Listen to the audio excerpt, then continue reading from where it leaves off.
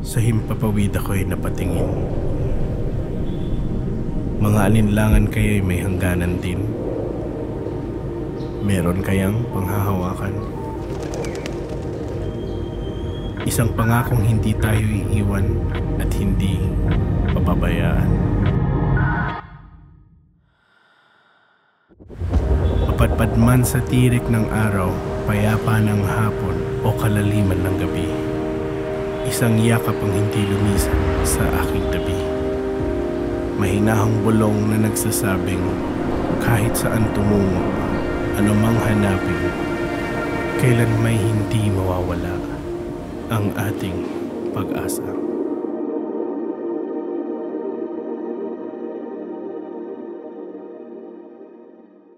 Good morning once again. We'd just like to echo our upcoming Race for Life.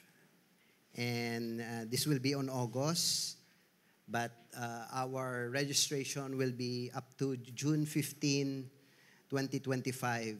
Now, this will be in simultaneous with the one in Mall of Asia Arena and also with the different Victory Provincial churches that participate in this Race for Life.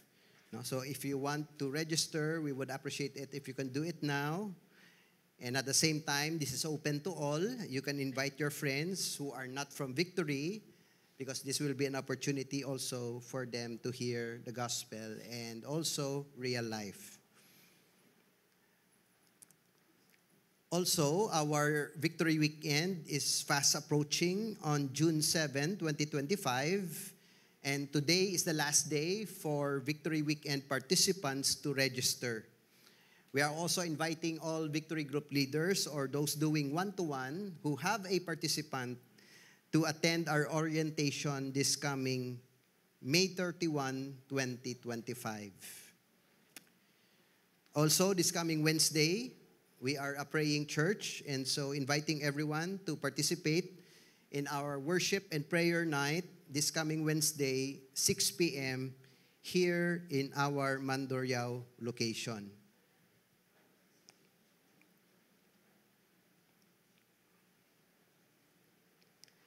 We are finally going to land our series Pag-asa or Hope.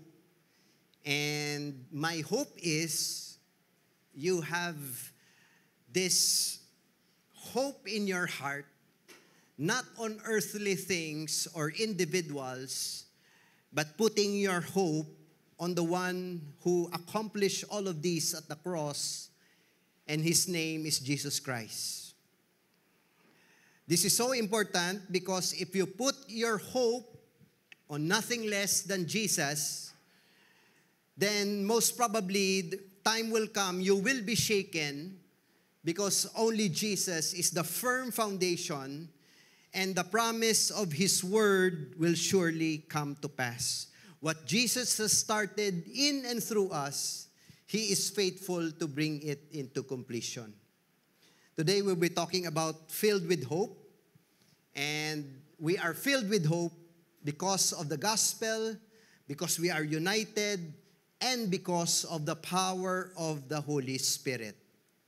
And we have been reading parts of Romans, and today we're coming to the end of the book, Romans 15. And in fact, the first 11 chapters of Romans talks about our salvation, how God saved us and justified us, and it shows us His redemptive work. And the remaining 5 chapters of Romans talks about how we should live or respond in light of that redemptive work in Christ. So this morning we will be reading Romans 15, verse 14 to verse 21. Asking everyone to please stand as we give reverence to the Word of God.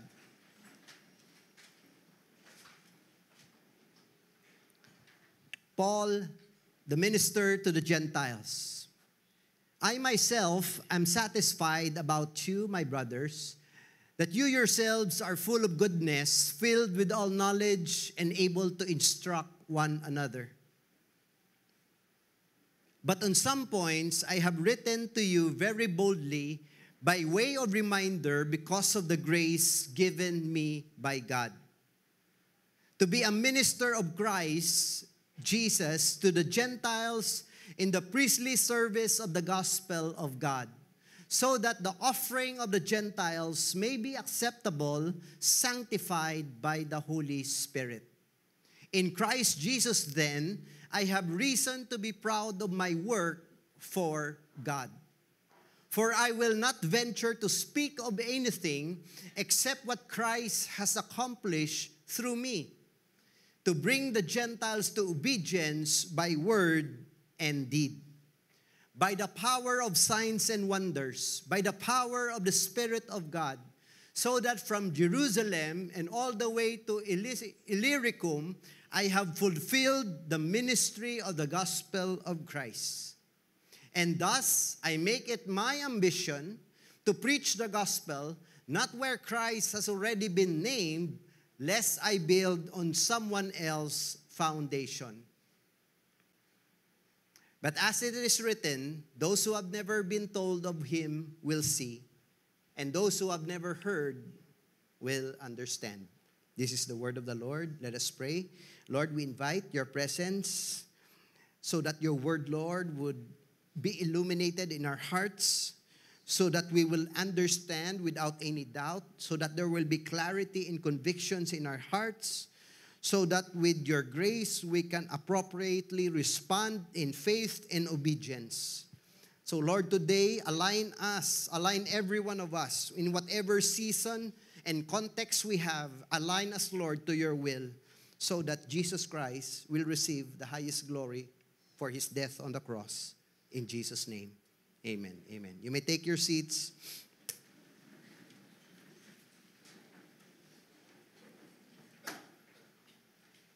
As we approach the end of Romans, we see here how the gospel shapes the life and the personal goals of Paul, which brings hope not only to himself, but also to the nations of the world. Because as Paul would continue to embrace his God-given calling, which is to preach the gospel, the nations of the world are also experiencing hope. Let me start with a question which I believe would be life-transforming. In light of the gospel, what constitutes a well-lived life? What is the difference between a wasted life and a worthy one?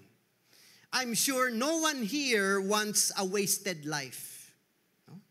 Hindi ka, do kalain mo na siguro nga for the past 80 years of your life, no? You eat, you drink, you marry, you had a good time, pero at the last moment of your life, you realize you wasted it. Everybody would want a worthy, a well-lived life. But how do you achieve that? That's why in Romans 15, Paul tells us the answer. And to be clear, Paul's calling is not the same as yours. But how he thinks about his will shows you how to find yours as well. So, clarify ko lang, not everyone is called to be a missionary. But I believe whether you are an engineer, you are a nurse, you are a doctor, you are a content creator, you're a Grab driver, whatever is your career in life, whatever is the line of business that you belong, whatever you love doing, and this is the overarching of all of those things, is that part of your work is the advancement of Jesus' kingdom. And the advancement of Jesus' kingdom is really a byproduct of us being faithful in preaching and teaching the gospel. As far as Paul is concerned, he was so clear and he was so convinced of his purpose. Allow me to show you that from So here we will see a clear understanding of God's will, which is so important and so crucial. from verse 15 to verse 20, this is what Paul has been saying all along. Verse 15, grace given me by God for ministry. No? So he starts with the grace of God.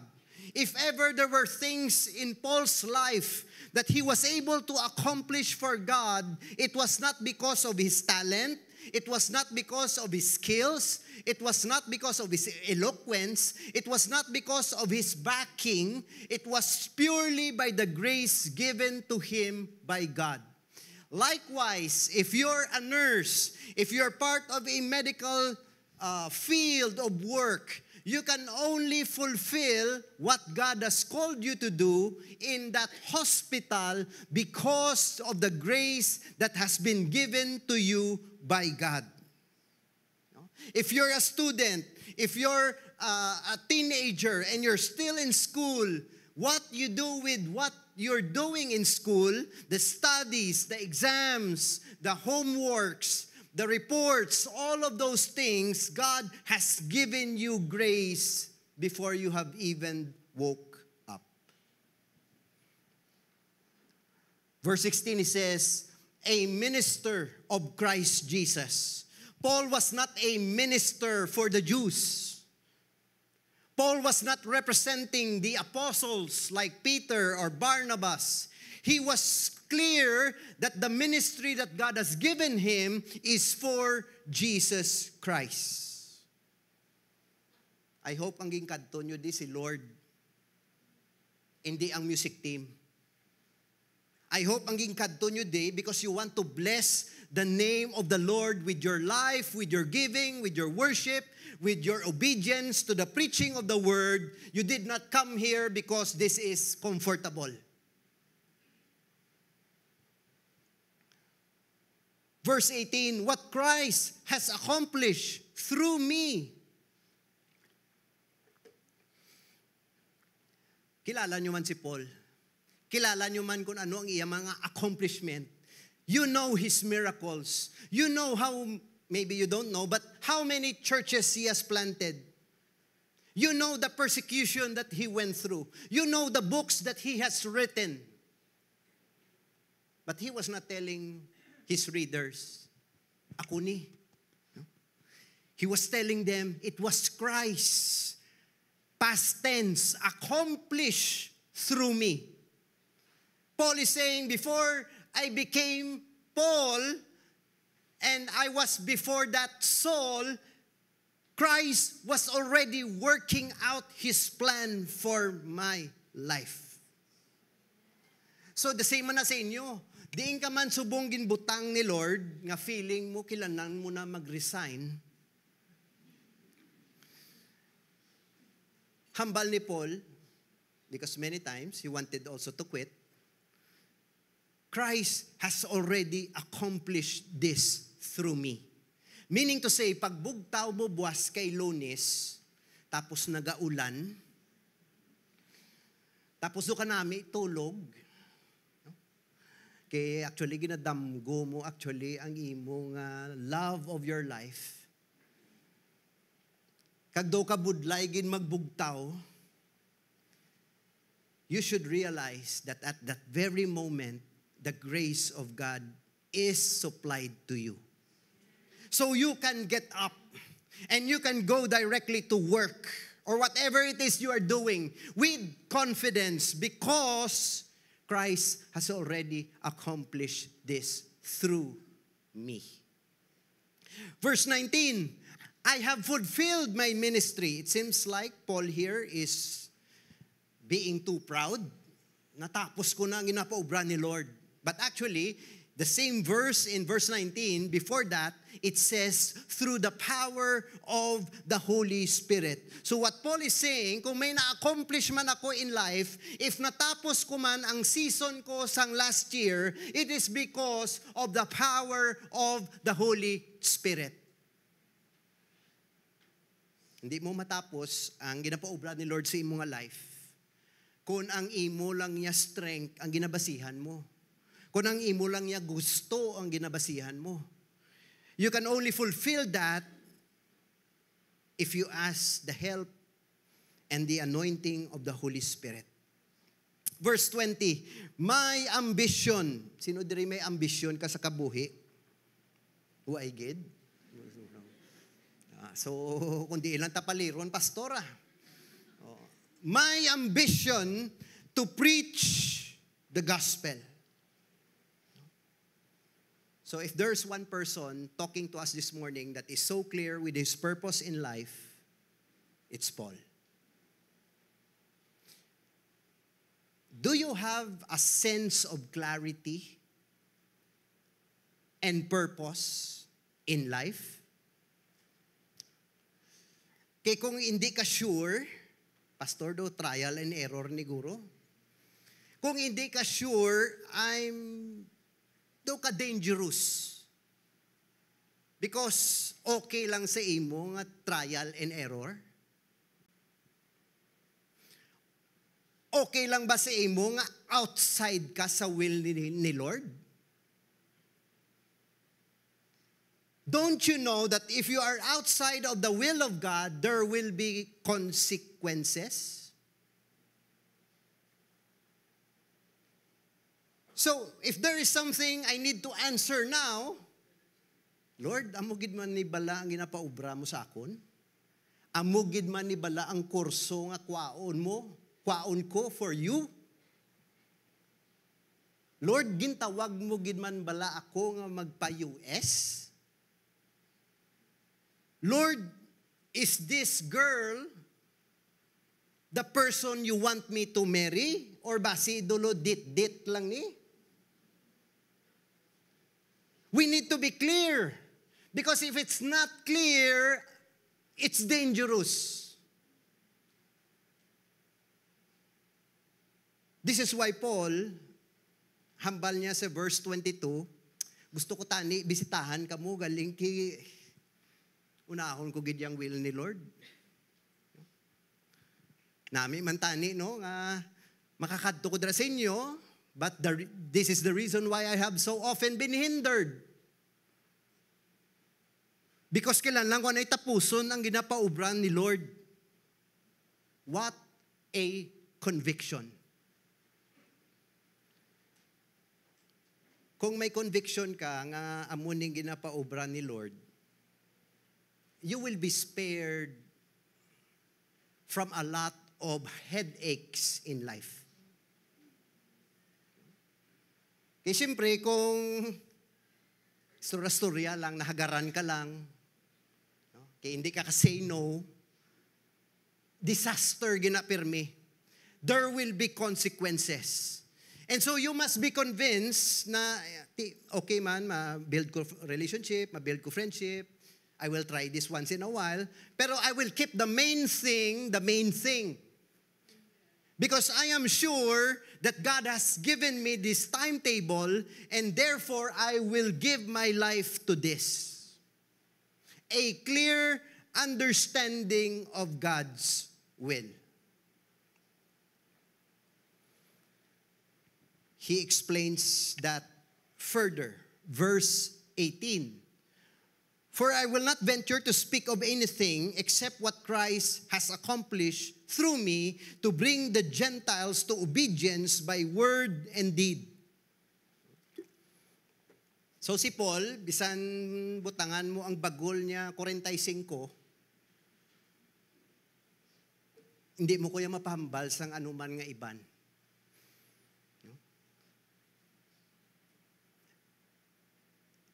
No matter what offer or emotions Paul will experience, hindi mo ni siya maparant.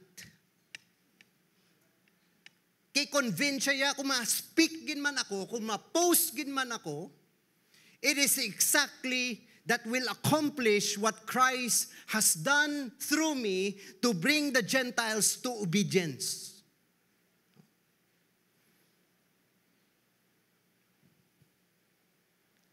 By my words and deed. So by my proclamation and my demonstration. By what I share to them and how I live my life before them. So, ever since the beginning of Romans and up to the end of Romans, Paul could not be misunderstood. Romans chapter 1 verse 5, hambalidri, almost the same as verse 18. Through whom we have received grace and apostleship to bring about, amo ni ang purpose, amo ning reason nga, amo ning ginaobra ko, amo ning reason nga hindi ko dara kakadto sa inyo. Amo ning reason nga for the meantime, I will not do a lot of things. The obedience of faith for the sake of His name among all the nations. And as he ends Romans 16 verse 26, last chapter of the book, but has now been disclosed and through the prophetic writings has been made known to all nations according to the command of the eternal God, ari na naman, to bring about the obedience of saving faith. So, we're talking here of a man who is resolved to do the will of God, to preach where Christ has not been heard. That is why he can say, na I have finished my ministry. Because si Paul was a frontier missionary. Meaning to say, ma-plant siya church, may disciple na siyang local, i-raise siya as a pastor, and then ibili niya ng church for that pastor, just like what he did to Timothy. Because he's going to another nation, he's planting again another church, he's going to preach the gospel, he's going to raise a leader, and then leave that place or that church to the up-and-coming pastor. Again, lain ang assignment ni Paul.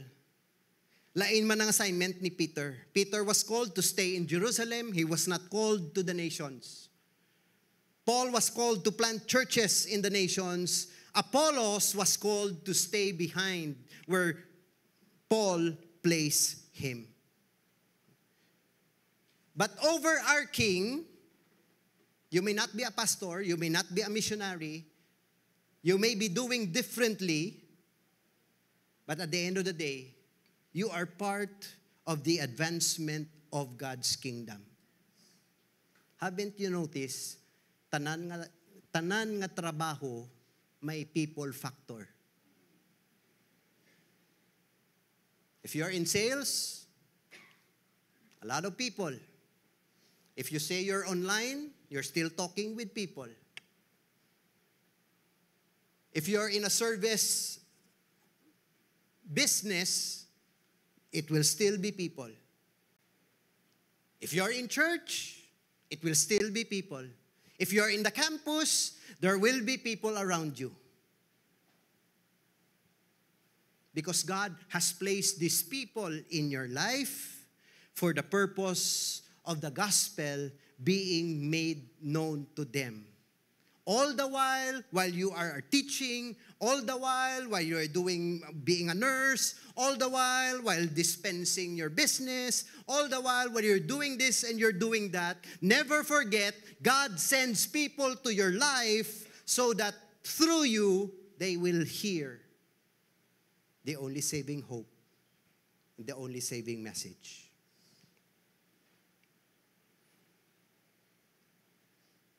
Paul knew how to turn down good ideas for his life so that he could focus on the God ideas for his life.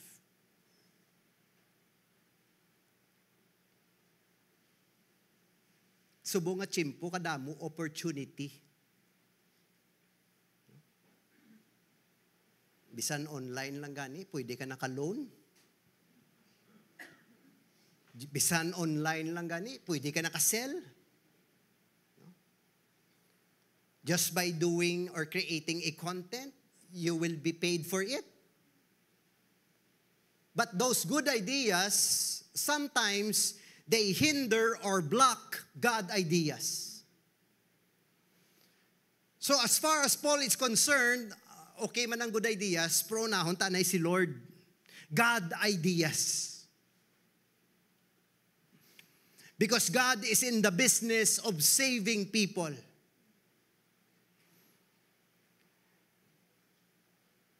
finding God's will is actually telling us that maybe God's will is lost. But in reality, God's will was never lost. It was always been written clearly. Some of these is 2 Peter chapter 3 verse 9. The Lord is not slow to fulfill His promise, as some count slowness, but is patient toward you, not wishing that any should perish, but that all should reach repentance. Kabalo ka mo nga kadugay magbalik kay Lord. Nagahulat siya actually nga mag-iyo ka man. Kabalo ka kung nga hindi pa gusto ni Lord establish ang righteousness sa sininga nation. Kiway ka gani ka pray. Puro ka lang reklamo. Do you know why God is patient when we sometimes are impatient with other people? It's because He is also sanctifying you. Can you imagine kung naubos ang patience ni Lord? Tapos save ka tuod, pero hindi ka pa sanctified totally? Problema mangyapon. This is why God allows all of this to happen.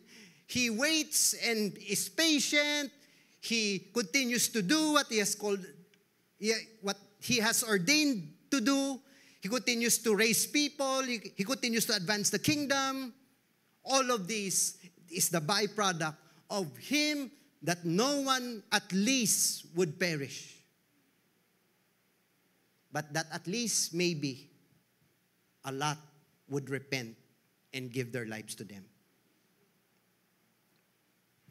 1 Timothy chapter 2 verse 3 and 4. This is good and pleases God, our Savior, who wants all people to be saved and to come to a knowledge of the truth. O gusto gid ni Lord, damo maluwas.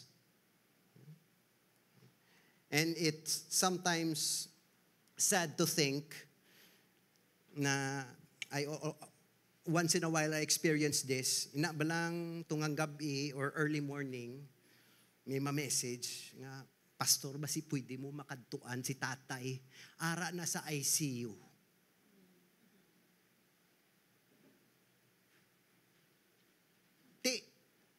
Kung brain dead na siya, most probably hindi na siya kabati, sa nano pa na naton nga singgit sang gospel. And at the same time, he could not respond because his senses is in a sense already dead or non-functioning. So, why not do it now? Nga agahulat pa kita sang ICU moment? Nga mahulat pa kita nga na-aksidente na sa motor? Before I became a pastor, I used to work in a company, and one time may sugaton ko sa pier, dito pa na ang pier sa may Mulyeluni. Sugaton ko si boss, so while waiting, may porter dito nga nagaguyod sang karito niya. No? Although familiar na siya sa akon, pero I don't know his name because as I travel from Bacolod to Iloilo, mamit ko gina siya pirmi. At that moment, the urge of the Holy Spirit was so strong to share the gospel. Di siyempre, kay just like you nga makasasala, damo man ko balibad. Ay, kabudlay, kay init. Tapos, Lord, why di parkingan? Kung ibiling ko di karon sa lakyan ko kag itikitan ko diri or basi ikarnap, no kadamo bala sang balibad bala. So, I disobeyed. And then, I think a week later, nagbalik na naman ko dito, sugaton ko na naman ang secretary who came from Bacolod. Na kita kong cashier sang ticketing. Oh, hi, hello, kamusta na? Ay, sir, kilala mo ng porter nga kwan, no? Saling ko, oo, nakita ko di siya last week. Napatay siya bala. No, pagkabati ko, duging kumos ang akong heart. Sakit-sakit. Nga, Lord, basi akong balasulon, bala akong nagkadto to sa impyerno. And I didn't lose sleep, but it bothered me. And I hope it bothers you today. That there are loved ones, there are friends, there are people that God sends into your life. He ordained it before the foundations of the world. And here we are so concerned with ourself.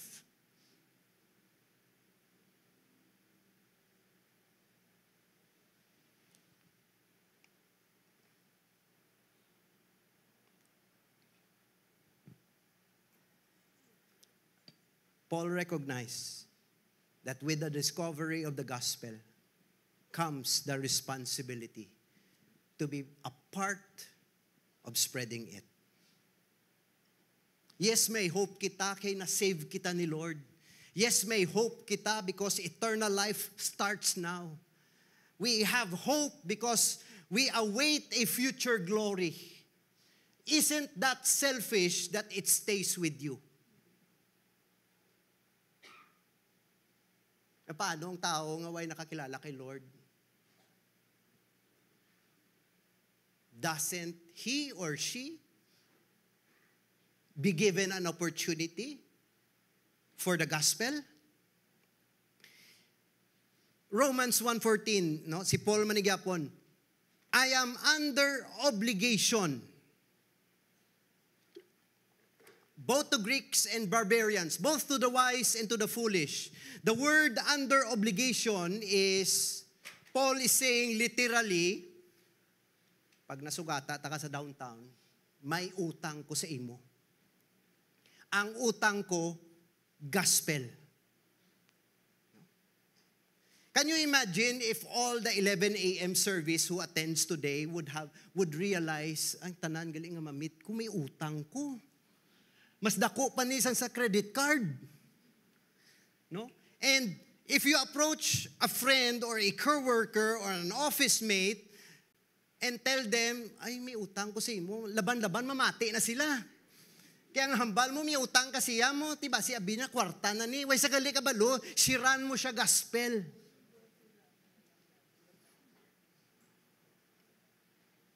Are you under obligation to the laws? Diri sa aton culture, na namian kita na magamit, ay hindi ko na iya obra.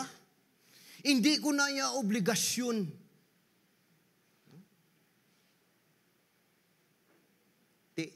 Kamusta ka man sang wala may nag-share sa imo sang gospel? Obligasyon niya to how? Hindi naman to obligasyon, pero nag-obey lang siya kay Lord. Where will you be now if you did not hear the gospel? The same way that the people out there who don't have a relationship with God.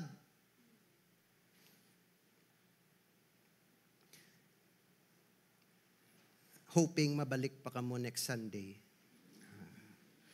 Pero kung hindi gid, may 9 to 4 kag 6 pa man.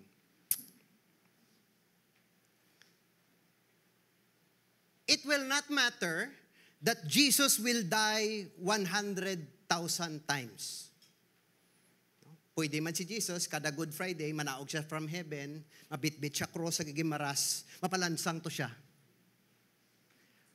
It will not make sense if no one hears about it.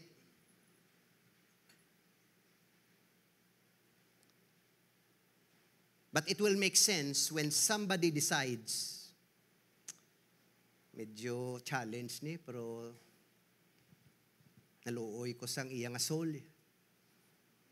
Ma-share man lang ang gospel, bahala na si Lord kung ma-respond siya or hindi.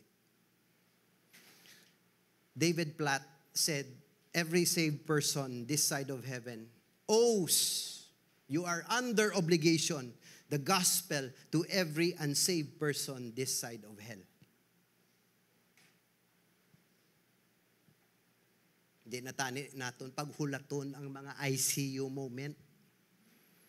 Inabalang nakita mo na lang sa news na aksidente, nabatian mo na lang sa imo loved one na stroke.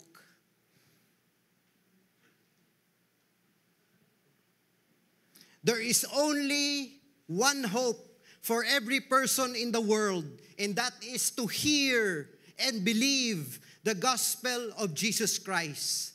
Hambal ni John Piper, kung ikaw recipient sang gospel, you have 3 options. The first one, you go. You go to your neighbor, you go to your classmate, you go to someone who is grieving and share the gospel, you encourage someone with the word of God. You need to go.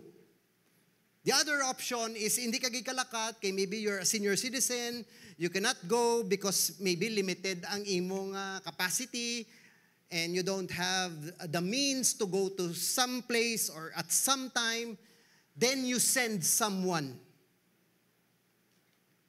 You go. Another option is to send. The third option, which I believe you will not even consider, disobey.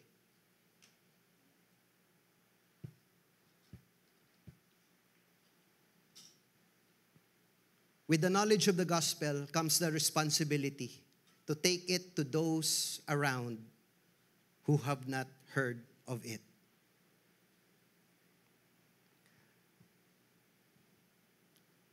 A clear understanding of God's purpose for our life. How did Paul accomplish that? No? Can you imagine, no? Although si Paul was a former Jew, although he had a military ranking, but now that he is an apostle of Jesus Christ, wala na siya actually support. And how was he able to accomplish that? Ang ministry nga ginhatag ni Lord. The power of the Holy Spirit. In Paul and in us. He describes that in verse 19. By the power of signs and wonders. No? So you all know this, how Paul would preach the gospel and signs and wonders would follow it. It was not because of Paul. It was because of God through Paul. So if ever you're wondering, okay man na, Pastor, I get it, no? Kailangan ko man i-share ang gospel, pero hindi ko kabalo.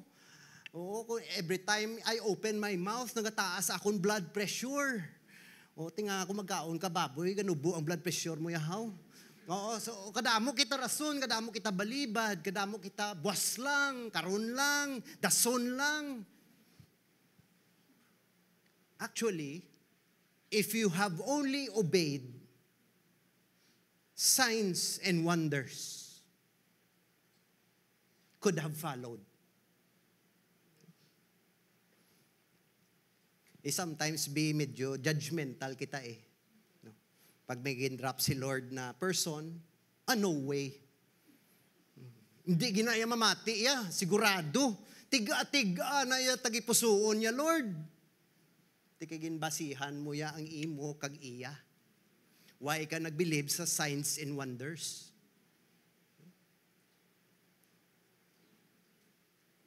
So Paul accomplished the ministry that God has given him because of signs and wonders. There was no financial backing. There was no political machinery. There was no eloquent speakers. It was purely the work of the Holy Spirit. That is why he says, through the power of the Spirit of God.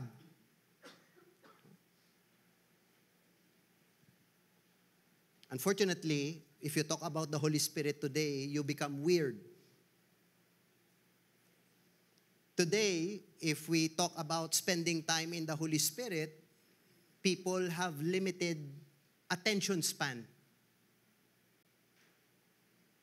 Today, when you tell people, let's wait for a while and let's ask where the Holy Spirit is leading us, they think of you as a Pentecostal. But Paul was clear. Hindi ta ni madala sa paindis-indis. This is only through the power of the Holy Spirit of God. So imagine the scope, so that from Jerusalem and all the way around to Illyricum, I have fulfilled the ministry of the gospel of Christ. So let me give you a bird's eye view, 30,000 feet from above, what Paul has accomplished because he relied on signs and wonders and on the power of the Holy Spirit. And that's not all. No? Makita nyo da sa center, sa upper, Illyricum. On the top of Italy, that is where Albania is found. That was his next church planting. Imagine a guy, a few years back, was a persecutor of Christians.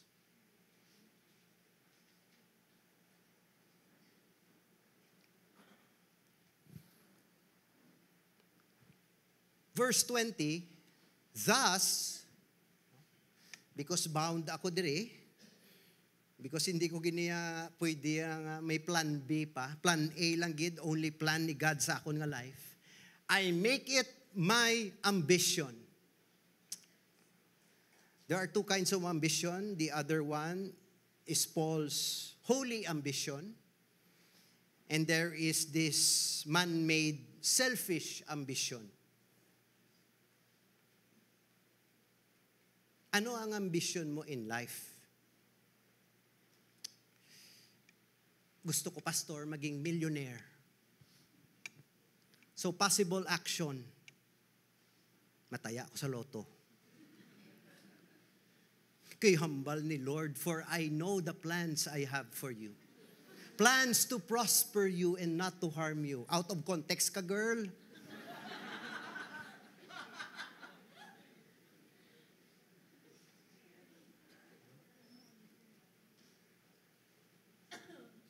Anong goal mo in life? Makatibawas man lang sa kapigaduhon. So anong solusyon?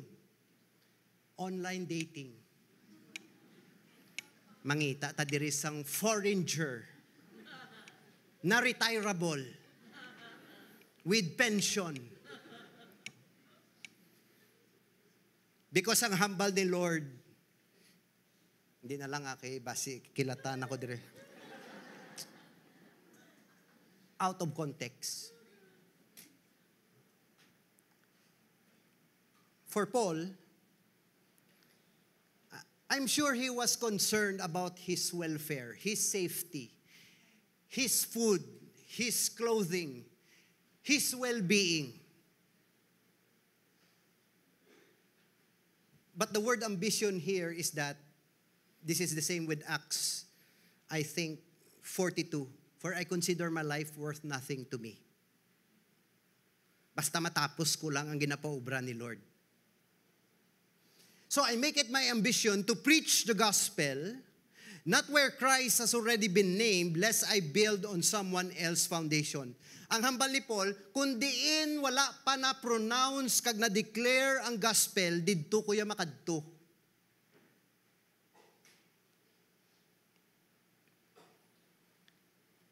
And where did his motivation came from? Verse 21, which is actually a scripture found in Isaiah 52 verse 15.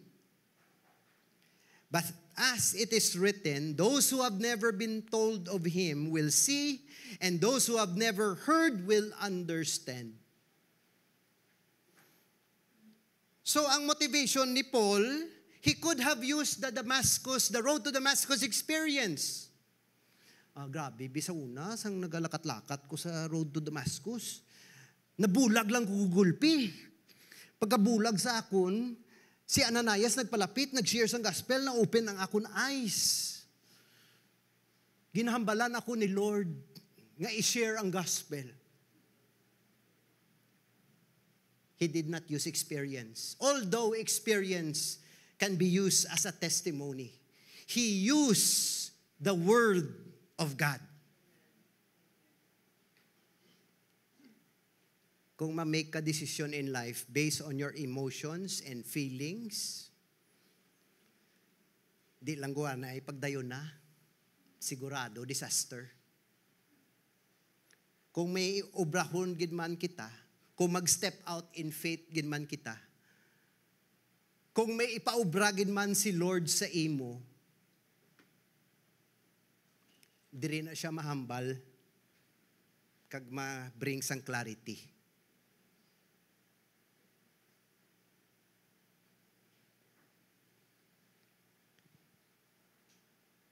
I make it my ambition to preach the gospel.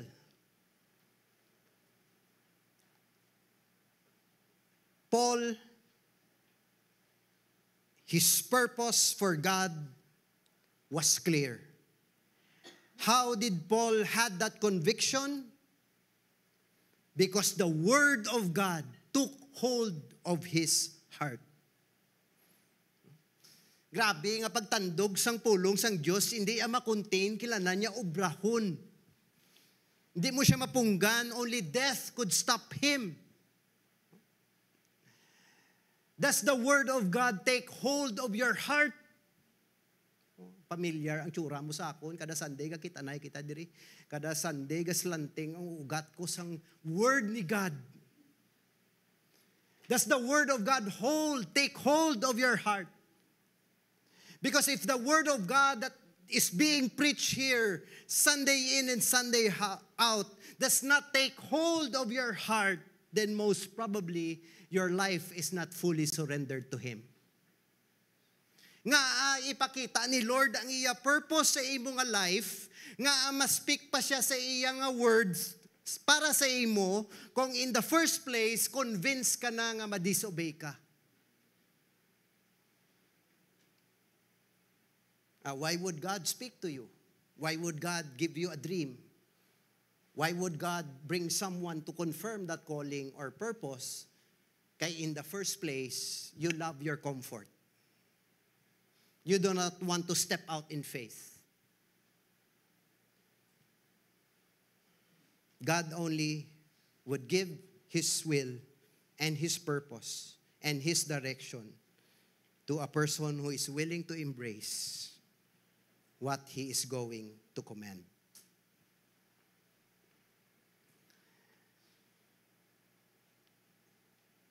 And so, even up to the book of Acts, where this all started, so hindi niya siling nagtuhaw lang ang will ni Lord. After the outpouring of the Holy Spirit, and while Paul was not yet moving from nations to nations, the calling was very clear and strong. And here he was with Barnabas. And Paul and Barnabas spoke out boldly, saying, it was necessary that the word of God be spoken first to you. Since you thrust it aside and judge yourselves unworthy of eternal life, behold, we are turning to the Gentiles. Kung kamo nga mga Jew, patigahon nyo inyo hearts, we will turn to the Gentiles. For so the Lord has commanded us, saying, I have made you a light for the Gentiles, that you may bring salvation to the ends of the earth. It's bringing hope, not just to your own context, but hope to the ends of the earth as the gospel is preached and demonstrated. Can we all stand right now? Asking lang the music team to join me here. With every head bowed and eyes closed, Lord, that word is for me. Lord, today I heard from you. And I thank you that it's not too late to respond. Lord, tagai wisdom kami tanan. Tagai kami, Lord, sang imo grasya, just like Paul. Tagai kami, Lord, sang infilling sang Holy Spirit. So that we will know what's priority. We will know what's urgent. And we will have the resolve to do it. Lord, maybe 80% of us are not called to the nations. But you are calling us into our neighborhood. You are calling us, Lord, to this office. You are calling us, Lord, to this campus. You are calling us, Lord, to our small space where there are people. Lord, today, equip us by anointing our lips with your gospel. And as we are filled with the Holy Spirit, thank you that there is boldness so that out of love, we can share this gospel, bringing hope to those who hear and respond. We worship you today, Lord.